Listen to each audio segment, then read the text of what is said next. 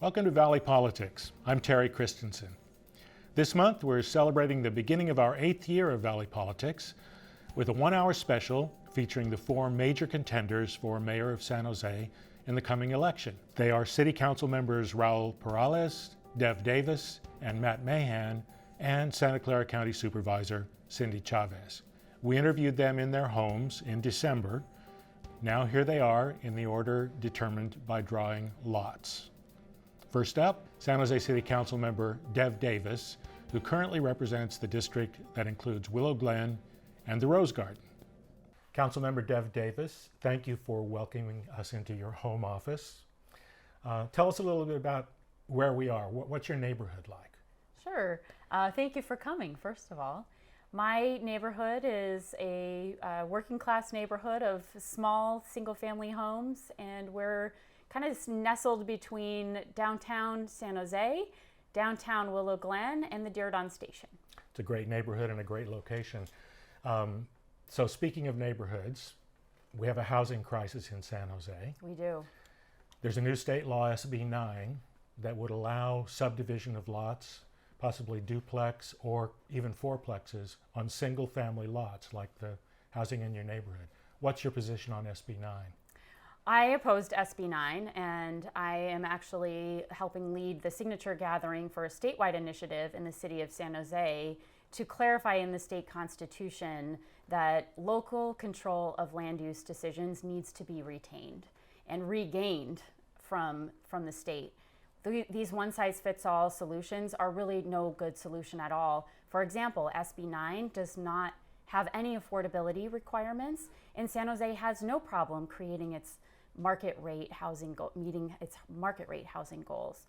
So I'm against it. I think that it has the potential to really stress our infrastructure. And as you know, Terry, although we have a housing crisis, we also have a jobs housing imbalance in the city of San Jose. And I'm very concerned about the fact that we're already struggling to provide services to residents in our neighborhoods right now. And if we had SB 9 and anyone could split a lot without having to tell their neighbors, without any neighborhood input, that is just a recipe for disaster. And it is important for communities to have input into their land use decisions. The state has taken that away now. Well, and I think that referendum is likely to make the ballot. I think you're taking a popular position on it. But the other issue relating to housing is, of course, homelessness. Do you think San Jose has done enough to address homelessness? What would you do differently as mayor? There are so many more things that we need to do, and for so many good reasons. First of all, it is heartbreaking and it's frustrating to see people on the streets and in the creeks. That's not good for them, it's not good for the environment, and it's not good for our society as a whole. And the trash that is being generated by homelessness is overwhelming. It's really hard. What we need is our agencies all need to be rowing in the same direction, I like to say, pulling together. We have areas that we can't clean up, like our interchanges. I have a very, very messy interchange at Meridian and 280, and we cannot go in there and clean it up without Caltrans. You know, sometimes a private individual can go in and spend a little bit of money and block off that on-ramp and clean it up. That costs, somewhere in the neighborhood of $10,000 to $15,000 for a private individual. Obviously, cities can't be that cavalier. We have to follow the rules, but we have to have Caltrans doing those things as well. And we have to have mental health and drug addiction services really have to increase from the county to really get at some of those root causes of homelessness and chronic homelessness. So those are some of the things. But in addition to that, San Jose is going to continue to build permanent supportive housing, again, with the services being provided by the county. And the homelessness prevention system, I think, needs to be expanded. So as mayor, what I would do is make sure that we were all going together. And really, I think it has to rise to a director level position. We have a director of housing. We need a director of homelessness at this point because the problem is so out of hand. Let's take a step back from current issues and tell us something about your youth or early adulthood that led you into public service, which is not so nice all the time right now. There are a lot of angry people. There can be a lot of angry people, but really my interest in public service was sparked as a parochial school student in North Dakota. It was the 8th or 9th grade. I was trying to remember. I think it was 8th grade. I had 2 teachers that year. One was my history teacher, and she talked to us about, really talked to us about the Great Depression and how Franklin Roosevelt helped lead us out of the Great Depression and really helped inspire the nation to work together and to pull ourselves out of the Great Depression. And that kind of went along at the same time as my religion teacher doing these assessments with us called discernment. So it was about wanting us to really think about what are we going to do as adults and what is our place in the world and how are we going to make the world a better place. So those were 2 really influential teachers for me and really started me thinking about what government's role in people's lives is and can be. And I originally went into research and was looking at how to make education better, really wanting to get at the root cause of our societal inequalities. And then this opportunity came up as I was more involved locally in our neighborhoods. You've done 6 years on the city council now, right? Just finishing up 5. Oh, 5, Yeah. Right. I don't want to get too ahead of ourselves, but okay, 5 years on the city council. What do you think has been your single greatest accomplishment during that time? As a council member? As a council member. Sure. What have you got done? Yeah, so my single proudest accomplishment is getting the funding. I advocated for many years for these devices. They're called Lucas devices. They automate CPR. They are now going to be on every single fire engine in the city. And I was able to buy a couple every year as a council member and really was advocating for the purchase for all of them, because what they do is they allow CPR to be happening while a patient is being transported, and it automates it so it doesn't, it never gets tired like a person does. So it actually is helpful for the firefighters as well and keeps them from potentially getting repetitive stress injuries from doing so much CPR, which is a big part of their calls. But it saves lives, because that CPR can be going on while the person's being transported. They get the machine on them, and it's just continuous until they get to the hospital. It really does save lives, and I'm just really excited that we're going to have that available on every single engine, including Fire Station 37, which is a new fire station in my district that I advocated for not only being built, but being staffed, and it will be staffed as soon as it is complete. Your critics cite your close re-election campaign. It's unusual for an incumbent to get into a runoff. You did. You were challenged by a relatively unknown opponent. He came fairly close in the runoff, but you won decisively. Your critics say that weakened you as a candidate for mayor. What's your response to them?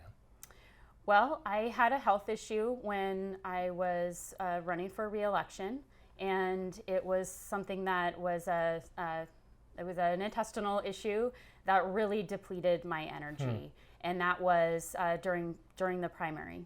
So before the primary, I was sick for quite a while actually, and so it was tough. I won't deny that. That was a tough campaign to be doing that with basically one hand tied behind my back because of my health challenge at the time. And then I will say after that, we were in a pandemic and we had to completely shift. We had to completely shift what we did in March of 2020 all the way to November of 2020. That was difficult, not being able to do what my strength is really talking to people door to door and meeting people where they are. We weren't able to do that, so we really had to shift what we were doing. But I'll also say, that was a tough summer, and I think a lot of incumbents had a really hard time. So I'm grateful for all the support that I have, and was grateful to win re-election in such a difficult situation. I'm happy to report that I'm healthy now, so I'm not concerned about that for this race. Good. So one of the biggest things ahead for San Jose and for the next mayor of San Jose is what happens with the big Google Downtown West project. Yes. Google has promised an array of community benefits, probably more than any big project. It's bigger than any project ever before in San Jose, but more community benefits than ever before. But San Jose has kind of a reputation of caving in when the developers say, well, no, we don't want to. We want to build more office, not housing. We want less open space, less community benefits. What can you do as mayor to hold Google to its promises? Well, they've signed an agreement, so they have to fulfill their promises as they build. They have to fulfill those promises. Can't they come back and say, let's amend the agreement?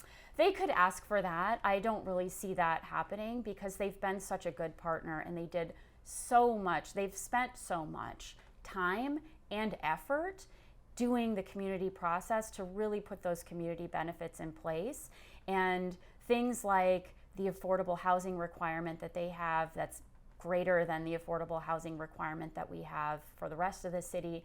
No one's interested in rolling that back. And in fact, their affordable housing in the Google Village is what's being built first. And that's already starting up. So I don't see them even asking for it, honestly.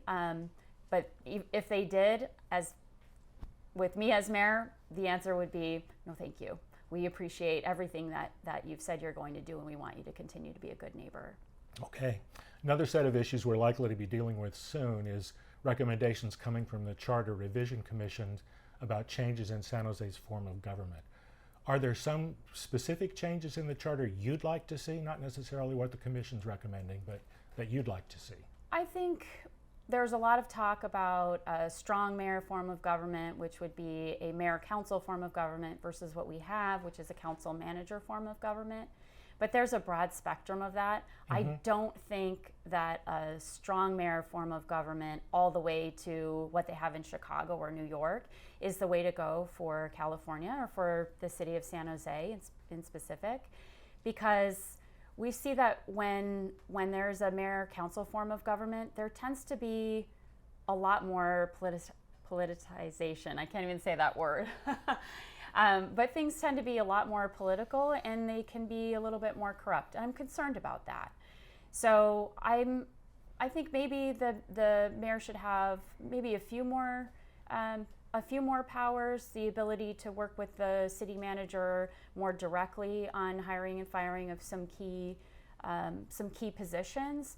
But beyond that, I think the mayor has more power than just the smaller cities have already of a council manager form of government, because the mayor's office is the one that really starts kind of the budget discussion going, and really can direct things from there. We've got a minute or so left. You get elected mayor. What's going to be different about you being mayor versus one of your opponents? I think the important thing for us to do is to really create a safe, clean, and thriving San Jose. And we haven't talked about public safety at all in our conversation yet. It's really important for us to have a strategic plan to rebuild our police force and to retool our police force. There's a little bit of talk about reimagining policing happening right now, but at the end of the day, there are some departments, and the police department is one of them, where we need more people. And we need to add them strategically. We need to ensure that we have a better partnership with the county so that we can have mental health services go out for all the calls that are about mental health along with an officer. There hasn't been any indication that behavioral health wants to do that by themselves. So we really have to have a 24/7 mental health response that goes together with our police department. Dev Davis, thank you very much for hosting us in your home office today. Thank you for coming. Next up, San Jose City Council member Raul Perales, who presently represents the Downtown Council District. San Jose City Councilman Raul Perales, thanks for welcoming us into your home today. Yeah, you're welcome. Thank you for being here. Tell us where we are. What's your neighborhood like? We're in the Luna Park neighborhood of North Side. It's called, just north of downtown. It's a tremendous little neighborhood. It's very middle income. We've got businesses close by on North 13th Street. Eclectic mix, diverse community that's here. A lot of families that have been here for a long time as well. It's a single family neighborhood, but there's a lot of duplexes here where in a kind of a mixed development area. And my wife and I have been here just over a year. We actually purchased last year our first home. We're the only ones in our families to own a home, and we're very, very proud of it. Well, speaking of single-family homes and duplexes, as you know, there's a new state law, SB 9, which does allow building duplexes and fourplexes in neighborhoods zoned as single-family. What's your position on SB 9? It's very controversial. Has been controversial. Yes, yes. Well, I was supportive of it. I'm supportive of it now, but quite frankly, it's a bit of a moot point because it's passed at the state. So every city on January 1 is going to be required to implement or be ready to implement SB 9 type projects. And the reason I've been supportive personally, I actually grew up in what would have been considered either the city's calling it opportunity housing or SB 9 housing at the state. I grew up in a fourplex in traditionally a single family neighborhood. The block we were on was mostly fourplexes. And if you looked from the front, it looked like just a big single family home in the front, but there were, a couple units stacked up in the back. And here in the neighborhood we're in now, we've got a mix, as I said already. My neighbor next to us, the neighbor here, duplexes mixed in throughout, something that the city of San Jose has honestly allowed for decades. And the reason why, in some of these traditional single family home areas and lots, very, very big lots, and there's a lot of capacity to build up. It's a natural way of creating more affordable housing, just affordable by design, just by nature of a smaller unit on a single lot. And we know that it's the biggest crisis that we're dealing with right now in the city with a lack of affordable housing. So I think it's a very reasonable way of trying to get some more affordable housing. The state analysis shows that honestly just a few thousand likely units could come out of SB 9 for an area like San Jose. It's not going to be the panacea. I think that unfortunately there was messaging out there making it sound like it would be, and I think it'll be very reasonable addition. It's not going to end our housing crisis, but it'll be reasonable for the city of San Jose of where we can get a little bit more housing. Well, the other part of the housing crisis is homelessness. People are very concerned about that. Do you think San Jose's been doing enough to address homelessness? What would you do differently if you're mayor? Absolutely not. We have not been doing enough. If we had, I think we wouldn't have seen, since I got in office 7 years ago, we had 4,000 homeless when I entered office. When we do the homeless census count in a month or two, we're likely to be over 7,000 now. Wow. That's the estimate. So we've grown by the thousands. So we're clearly not doing enough. If we were, I believe either that number would have stayed stagnant or gone in the direction we would have wanted, gone down. So we absolutely need to do a lot more. We're doing a lot of really good things, innovative things, creating affordable housing, supportive housing, tiny homes, permanent supportive housing. So we're trying to build into that network. And in fact, here in District 3, I'm proud that we have actually built the most across not only the city, but across the county, these types of units over the course of the last 7 years, but it's not enough. We know that our homeless population has continued to grow. It is a crisis, not just for San Jose, but across the state and honestly across the country. So we need to do more of what we're doing, true, a lot more, but we also need to have some more innovative approaches. In my mind, the biggest thing we need to do better is collaborate on really a county-wide level, because homelessness, you're not talking about, there's just one or two areas to focus on to be able to resolve this issue. It's such a dynamic and complicated problem, and it actually has the hands of all sorts of different agencies, government agencies, county, city, nonprofit, and really you have to be able to work together to address that problem, and that's one thing we're not doing. That would be the first thing I would do. Actually, I've been trying to pull together a region-wide task force that would be working permanently, not just a temporary, short-term effort, but something that would honestly be looking at addressing this crisis more collaboratively across all sectors, because I believe that's what it is, and we've proclaimed it as such. We've proclaimed it as a crisis, but I don't believe we haven't acted in our actions yet. A lot of work yet to do. Let me take you back in time now. Tell us something in your youth or young adulthood that inspired you to go into public service at a time when being in public service is not actually nice all the time. Yeah, two things really I would have to point to. Number one, my mother. And my mother wasn't in public service, Yeah. but by her nature, she did public service. she was always there to help anybody.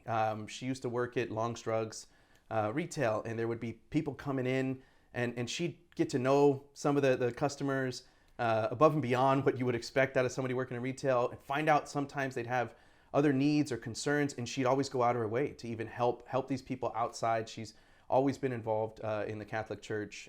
She's a Eucharistic minister here at the cathedral downtown. And through that effort has always kind of helped. She's loved going out and help those that are homeless, whether it's supporting them, making friends at times even. She's the emergency contact for a couple of homeless individuals that are residents here in downtown, right, that she's gotten to know over the years. Her personal nature of giving to others is what I saw growing up, and it really inspired me. And public service was an opportunity to do so on a much broader scale for an actual profession, right, as a day-to-day kind of thing. And so that was most inspiring to me. The other was my math teacher, Miss Rita Richard, in high school, was the one that encouraged me to actually go on to school to be a teacher. And that was my first kind of career and first foray into public service. And I remained a substitute, throughout the course of being a police officer as well in my journey through public service. But she was really motivational to me to truly choose that as a career. Okay, now fast forward a little bit to the last 7 years on the City Council. What's the accomplishment you're most proud of? Yeah, there's a lot that we have addressed throughout the last 7 years here in the council. And I think that there's really two major areas where I'm most proud of. The first one is really just the tremendous growth, development, the reinvestment into downtown that we've seen. And in fact, just hit the news this week in regards to downtown San Jose being one of the ninth most fastest growing areas for housing in the entire country. With the number of units that we've approved over the last 5 years. And that reinvigoration of the downtown core is something that a lot of our community members here in District 3, when I was running, they wanted to see, right? They saw vacant storefronts. And so we were on a really great path, and we've been on a good path. Unfortunately, the pandemic has, put us to a screeching halt. So I think recovering from that pandemic, I created a Greater Downtown Economic Recovery Task Force to help us through the pandemic with small business owners, and nonprofit organizations that are in the downtown core, and then now, right, hopefully to help us recover. The other, and I think really most proud of, I dove in recognizing that homelessness was the biggest problem we were facing downtown specifically, or in District 3 specifically. When I took office, it was a month after the jungle had been cleared out. Yeah. And a lot of those individuals ended up just encamping all throughout my district. Right. And so, as I mentioned earlier, being able to create the number of affordable and permanent supportive housing units, tiny homes, safe parking areas that we've created over the last 7 years, leading on an issue that is really challenging, getting community support on these challenging developments that a lot of times you'll get a NIMBY or not in my backyard response. We've been able to bring in community, get them on board, get them to understand that this is the solution that we need to end this crisis, and that we all need to be a part of it. And so I'm proud of that, because they're not easy, right, to approve and get developed. But as I said, we need to do a heck of a lot more of those, and I look forward to carrying that into the role of mayor and being able to do that more broadly citywide. So you're running for mayor now. Some of your critics say you and Cindy Chavez are running with the same essential base, labor and Latino votes. You're splitting that vote. Could mean neither of you gets into the runoff. And they say you should get out of the race. Cindy's the senior candidate. Let her run and make it into the runoff and maybe win. What do you say to them? Well, I say a couple of things. Number one, I say the voters will decide. And in fact, this is the exact same rhetoric that I heard when I was first gearing up to run in 2014, in 2012, all the way through 2014. I had a number of people, actually including Cindy Chavez herself, she was the head of the Labor Council at that point, that told me I couldn't win in District 3. I should move back to District 1 where I grew up, because that would be maybe an easier seat to win in, or do something else. I had a lot of discouragement and a lot of people that just said, hey, you're not viable.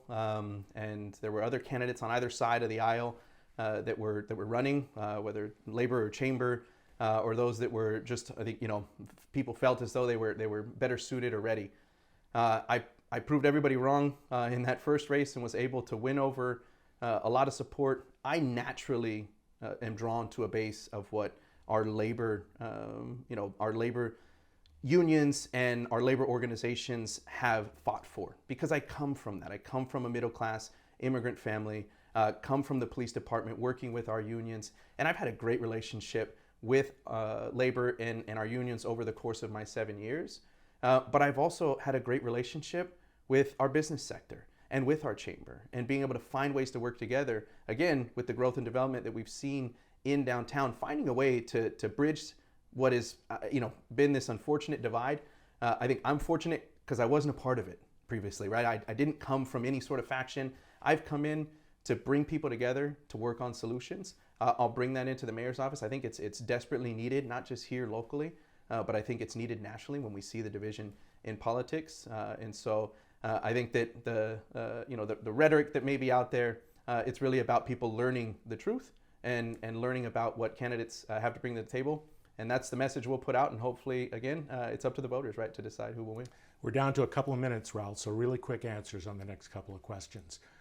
Google, that'll be the big project during your term as mayor should you be elected.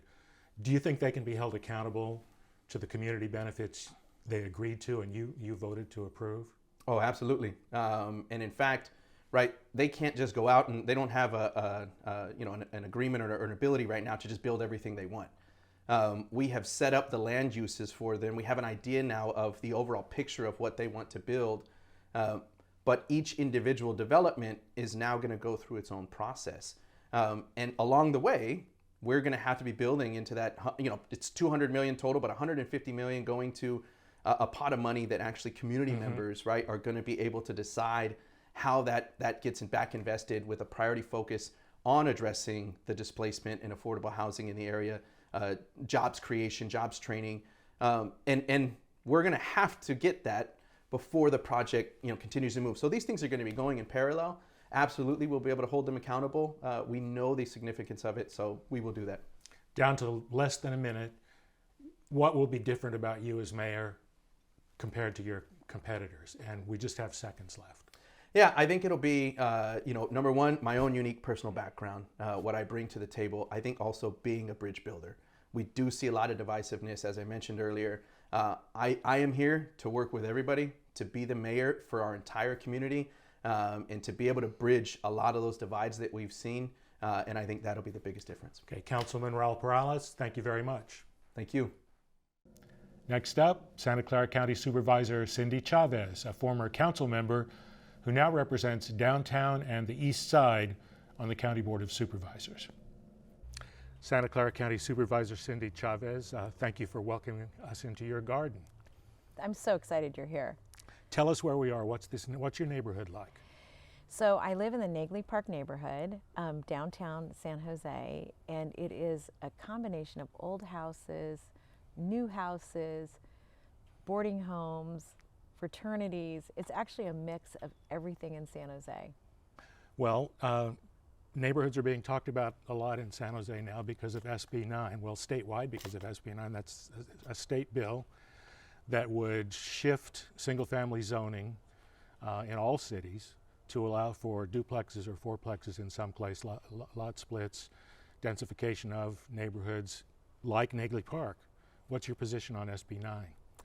Well, I think in order to address the housing shortage in the state of California without damaging open space and agriculture, we need to look for every tool in the toolbox. I don't think it's a silver bullet because I don't think it's going to affect as many properties as some may think.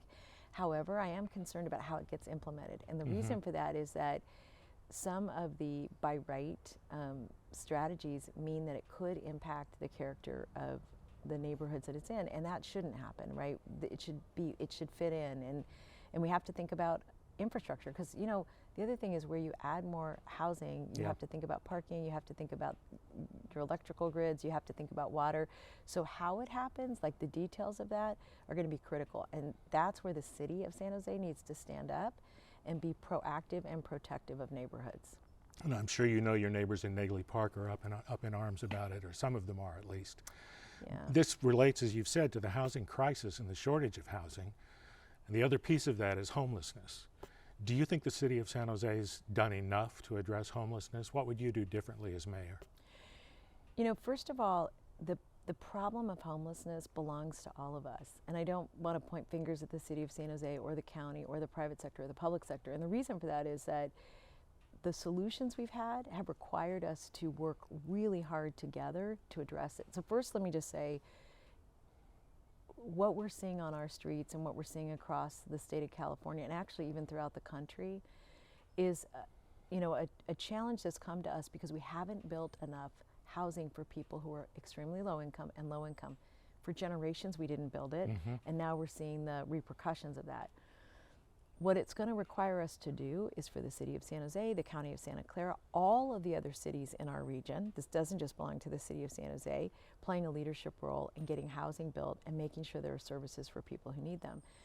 This is such a complex problem, and I know we only have a few minutes to have this discussion, and here's what I believe and what I've seen.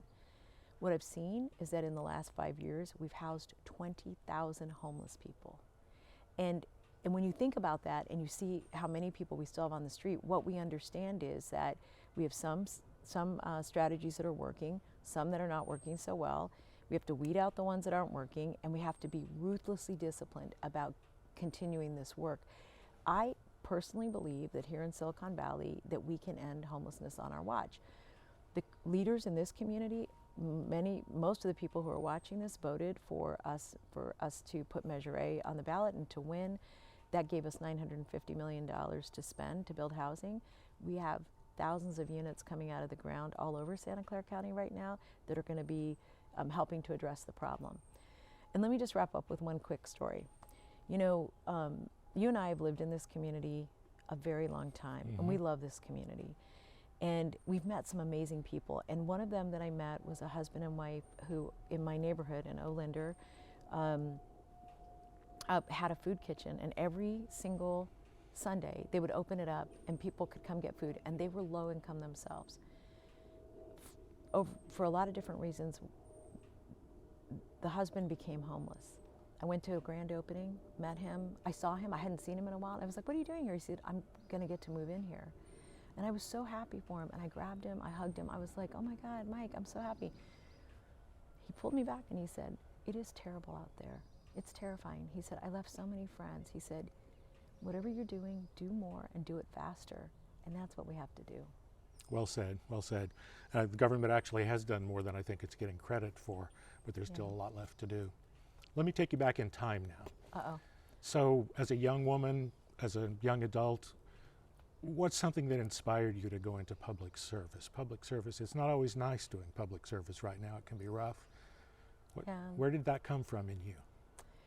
You know, really, my mom and dad. You know, my dad was a carpenter, and when I was growing up, and my mom then was a teacher's aide, and they treated our neighborhood as an extension of our family. And so, like, for example, at our church, my dad literally fixed the pews, and my mom would clean on the weekends and taught catechism and all that. And so I learned that really innately, that our fates are all tied to each other.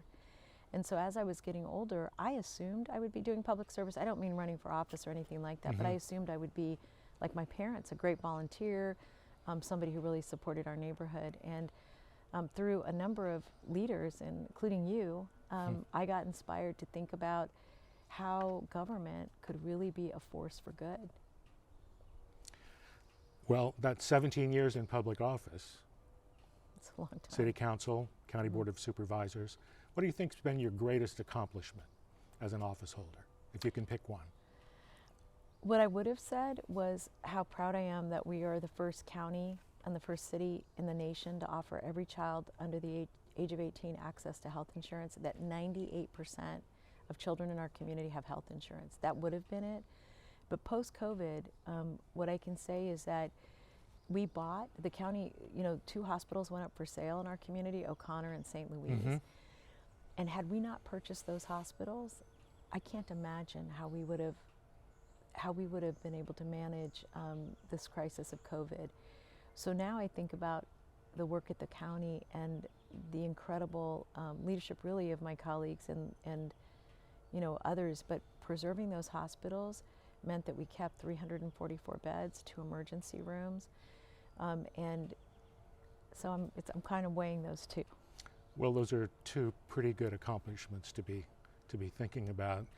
17 years in office, you've had some critics too. Sure. Right now, among the things your critics say is that you had your turn to run for mayor. You lost pretty significantly. You should get out of the way and give others a chance this round. What do you say to that?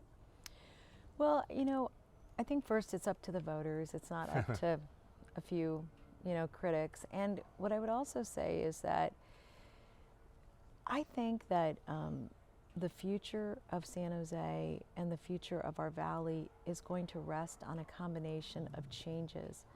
And one of those changes really has to be rooted in what we've learned from our past, so that as we move people forward, we can do it in a way that is constructive and helpful and quick. And the big difference, I would say, between me and everybody running is that, I've had the experience to accomplish things that are extremely challenging, that other people thought weren't possible. And now we're going to come post-COVID in an environment where we're going to have to be focused on health, climate change, housing, homelessness, mental health. And those systems and moving those systems requires a level of experience and the ability to bring people together to do hard things, as we've done buying hospitals, fighting COVID, getting children vaccinated, getting adults vaccinated, getting children's health insurance. All of those things required the kind of collaboration between business, labor, the neighborhoods, and community leaders that require a level of experience that I'm excited to bring. Good, thank you. Let's look at a couple of current issues with the city. The big Google Downtown West project. The city's reached an agreement with Google on a really significant package of community benefits on a vast project, the biggest ever in the city. If you're mayor, you'd be overseeing that. What do you do if Google comes back and says, we need to renegotiate this, we want more offices, less housing, we want less retail, we don't want to do as many of the community benefits as we had. San Jose's had a reputation for kind of caving into developers when they call the city's bluff on some big projects. What do you do to keep Google on track?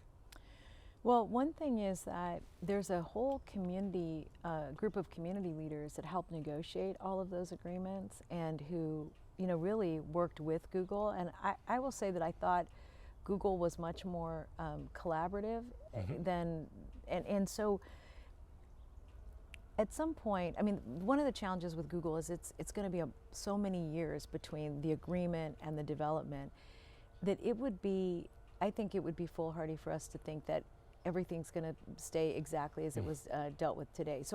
But part of it is that when you are transparent, when the community is still the leaders playing the leadership at the table, no matter what unfolds, we're going to have to unfold it in a way that is both responsive to the times and responsive to the community.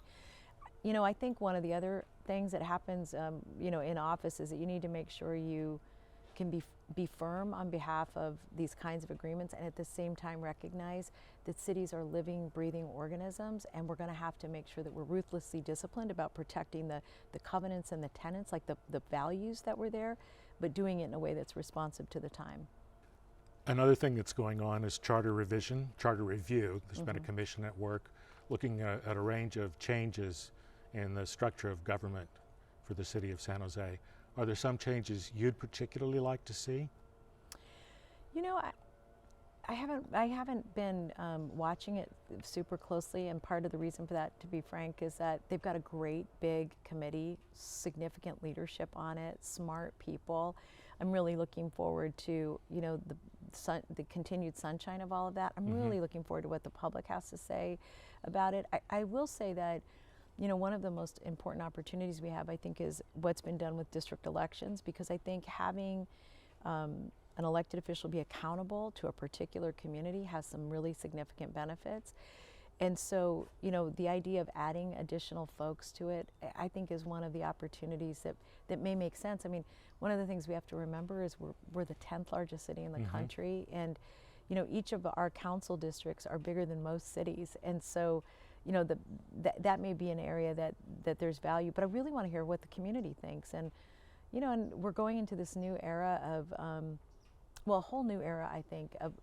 I think we're going to have to be thinking about climate change more and other issues. And so really the question is, what increases our ability to be connected to the community, govern in a really, you know, communal way, and really be reflective of the values of the people that we represent. So adding more people may be a way to do that.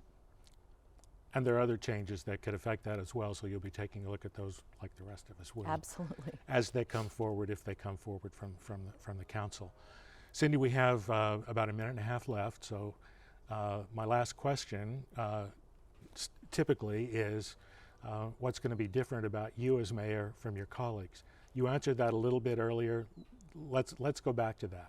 Why will it make a difference to have Cindy Chavez as mayor as compared to any one of your opponents? You know, let me say one thing. I think everybody running is running because they love this community, and each of us believe that we have a very unique set of gifts to offer. And so I want to just lift them up too. These are really hard things to do, running for office. You have a lot of people coming at you with, you know, their own opinions about the world and you and all that. So I want to just lift them up. I think the most important thing is that I think the combination of experience in terms of really understanding city government, really understanding county government. I now serve on the Caltrain board, the VTA board, the Metropolitan Transportation Commission, the Air Quality District. So having all of these regional experiences has really helped me understand where there's opportunity to leverage resources for our community. And the other is that I'm looking forward to bringing people together to figure out the tough issues and lift our city up together. Cindy Chavez, County Supervisor. Cindy Chavez, thanks very much for being with us today. Thank you, Professor Christensen. And finally, San Jose City Council member Matt Mahan, who currently represents Almaden and Santa Teresa. San Jose City Councilman Matt Mahan, thank you for welcoming us into your garden. Thanks for coming to visit. Happy to be here. Tell us where we are. What's your neighborhood like? Yeah, we're in the West Santa Teresa Foothills neighborhood, and it's a great place. I love the diversity and sense of community that we have here. Just across the street, we have an Irish couple who immigrated 40-some years ago, original owners. Next door to our right are Vietnamese immigrants who left Vietnam around 75 when South Vietnam fell. And to the other side of us, we have Mexican-American immigrants who, you know, the husband runs a local landscaping company, and we talk about, you know, some of the challenges he faces as a small business owner. We have a great sense of community in the neighborhood here. And it's a neighborhood of single-family homes. Single-family homes, right? Yeah, it which is related to a hot topic in local politics, state politics today, SB 9. The new state law that would allow duplex and fourplexes in neighborhoods like this. What's your position on SB 9? Well, Terry, I didn't agree with the state's approach there. We have a housing crisis, there's no doubt about it, and the state has a responsibility to set targets and incentivize home building. I think there's a lot more the state could do with our tax revenue to reward cities who are good actors on housing. But to do a blanket upzoning of single-family neighborhoods across the state without regard to a city's size, its infrastructure, its traffic, and for San Jose, particularly importantly, its fiscal situation, I think is not the most responsible approach. We've historically had an imbalance of more housing than jobs. And so as San Jose does our part to build housing, and we absolutely need to do that, I think it needs to be denser housing in downtown and near our transit corridors. And I just think that's a better solution for our city. So SB 9 is a statewide response to the housing crisis by trying to increase the volume of houses available, but the other piece of the housing crisis is homelessness. San Jose has serious chronic homelessness. Do you think the city's been doing enough, and what would you do differently as mayor? I think the city and the county need to adopt some new strategies. We're spending a lot of money, we're trying very hard, and we're not getting the results that we need to see. Part of the reason is that our primary strategy has been to build brand new supportive housing at a cost of over $850,000 a door. And it's great housing for those who can take advantage of it, but it just doesn't scale. I've called for building more cost-effective housing solutions, prefabricated modular units that come off of an assembly line at more like $35,000 a unit. I think we need to be looking at all of our public lands across the county to help solve this problem. I've noted that we have over 150 acres of land out at the county fairgrounds, but there are many other places. In fact, right here in District 10, we'll be building one of the largest transitional housing sites for homeless individuals at Brandon and Monterey, which is just 1.5 acres of city-owned land. And with the savings that we get, we can house more people, but we can also invest more in the critical services that are needed. And I think we know it's not enough to just house people. We need an investment in job training and job placement, addiction treatment, mental health treatment, and the fact that we let thousands of people live and die on our streets suffering from severe mental illness and addiction is completely unacceptable to me. Well, let me take you away from current issues and back in time a little bit. So as a young man, or as a youth, or a young man, you still are a pretty young man. Hey, Terry, I'm almost 40. Oh, well, that's pretty young.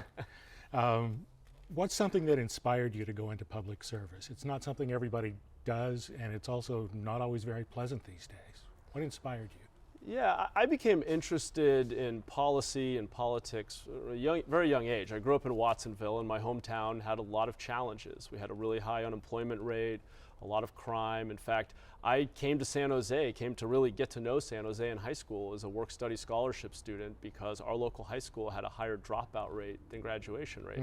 And growing up, I was interested in the concerns that my parents and other adults in our community had about our safety, our quality of life, our economic opportunity, and I found myself reading the local newspaper every day, trying to better understand what was going on in my hometown. And I think I just came to the conclusion that government and politics is the one place where we all come together to make decisions and make trade-offs and figure out how we're going to solve problems of a societal nature that none of us can solve on our own. And so I've always been enamored of that idea of the public square and people coming together to say what investments will we make, what trade-offs will we make, how do we move forward together and create opportunity for everyone. And that's just stuck with me from a very young age.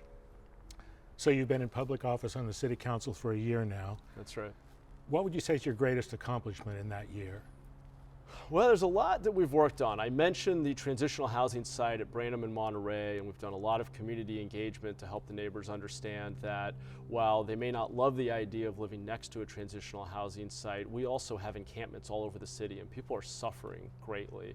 And so building that housing that we need to help people transition out of our streets and our creeks and to something better has been really a big focus of mine. I'm also very proud of the advocacy work that my office helped lead around Laura's Law, which is actually a county policy, but we worked with family members who have been directly impacted by their children being unable to get the care that they need, and mental health professionals and other advocates and stakeholders to put together a really thoughtful advocacy campaign to help get that policy over the line. And for those who don't know, it allows a judge to court order someone who has had repeated run-ins with law enforcement, who's suffering from mental illness, to get the outpatient care that they need. Well, as I mentioned, you've had a year in office, and actually that's something your critics bring up. Yeah. That you've only been in office for a year. You don't have much of a track record to be judged on. Yeah. And some of them say you should wait another cycle or two to run for mayor. What's your response to them? I think it's actually important to come in with a fresh perspective. I've built companies. I've been a public school teacher here in San Jose. I've built teams and had to answer to boards of directors and investors and deliver a product to customers. I have the professional experience that's required to be the mayor of San Jose. I worry that for anyone who spends a decade or more in local office, that you start to accept the status quo as it is. And I've seen a certain level of complacency at City Hall that I want to shake up. I think there are better ways to operate. I think we could be more focused. I think we could be much more pragmatic about how we spend our dollars. And ultimately, I think we could be more accountable for results. And that's the experience I have building software companies, and that's the perspective that I want to bring to City Hall. And I'm not sure that spending more years on the council is going to change my perspective on that, or necessarily give me new skills that I don't already have. Okay, well, let's take a look at a couple of other current issues. Sure. The big thing that's going to happen, well, many big things are going to happen if you're elected mayor during your term or terms, but one of them is the Google Downtown West project. It's huge. Yeah. And the city cut what seems like a really good deal for community benefits and mixed use, high density, transit-oriented development for the Googleplex. But what if they don't honor that? What if they come back to you as mayor and say, we can't build that much housing? We can't provide that much open space. We can't provide $200 million in community benefits. San Jose tends to back away when developers call their bluff. What do you do if Google comes in and said, we got to change this package? Well, Terry, they still need building permits to build the campus that they want. And I think that San Jose offers a talented workforce. The location that they're in with Diridon Station and BART coming to that particular area is very enticing, and I think Google's going to be motivated to build out their campus there, and they're going to still need city permission to move forward with the different investments that they're making in the area, and we're going to hold them accountable for their end of the bargain that we struck. It is a very generous bargain, and I think that we need to also note that Google's one of the 5 most valuable companies in the world. Not every employer who comes to San Jose is going to be able to be that generous. And so I think we're also going to have to be willing to facilitate investment from companies that maybe don't have the deep pockets that Google has. And so this was a big visionary deal. It's a huge investment. I'm very excited about it. But we need to bring a lot more jobs to San Jose. If you look at our general plan, we estimate bringing over 300,000 jobs to San Jose over the next 20 years. And that's really meant to be in part to rebalance that jobs to housing imbalance that we've had for decades. And so anytime an employer wants to come to San Jose and bring high paying jobs and make an investment in our city and generate tax revenue that we can use for services from public safety to maintaining our parks and roads, I think that's a good thing. But they also mean they'll have employees who need housing. And we can't count on Los Gatos and Cupertino to provide that housing. Well, I think that gets us back to SB 9, and where I'm frustrated with the state's approach is that it truly is one size fits all from the perspective of a city. And so you can have a city like San Jose that has been historically a good actor and actually has an imbalance of jobs to housing, as in too few jobs relative to housing, which we all feel in the state of our low levels of service. We have neighboring cities that have a third more tax revenue per capita simply because they have a healthier balance of jobs to housing. And so I think the state should be taking that into account when setting policy. Another issue that's in progress right now is charter revision, changing some elements of San Jose's form of government. I'm not going to ask you about everything they're proposing, but are there things in the charter that you personally would like to see changed or considered to be changed?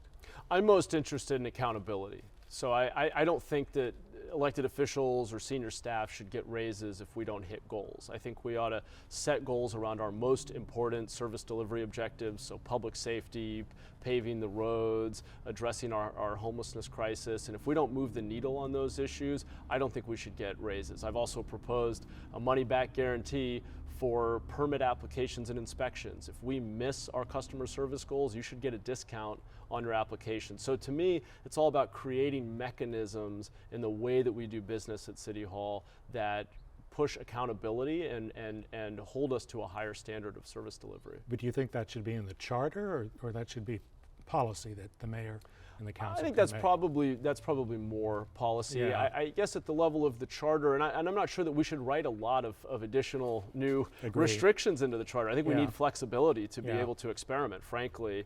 I do think, though, and I know this has been discussed at the Charter Commission, I think that a mayor who gets elected citywide on an agenda and has the support of the people coming into office ought to have the ability to hire and fire department heads. And I think that level of accountability and making that closer to the people who elect that person, is going to be a good thing for our city. And I think that's the reason that most large cities in America have a stronger mayor model. So you're elected mayor. What's going to be different about Matt Mahan as mayor versus any one of your major opponents?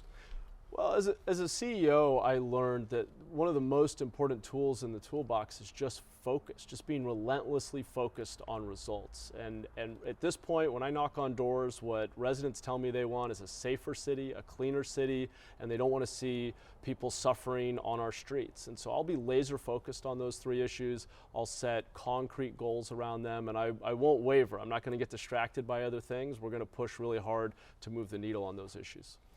Thank you, San Jose City Councilman Matt Mahan. Thanks for coming to visit. You're welcome. Thank you. We'll be back in February with our current mayor, Sam Liccardo, reporting on the state of the city in his final year in office. Meanwhile, you can follow us on Facebook, and you can catch up on all our previous shows on our website at createtvsj.org or on YouTube by searching for Create TV San Jose. And now, that's all, folks. Thanks for watching.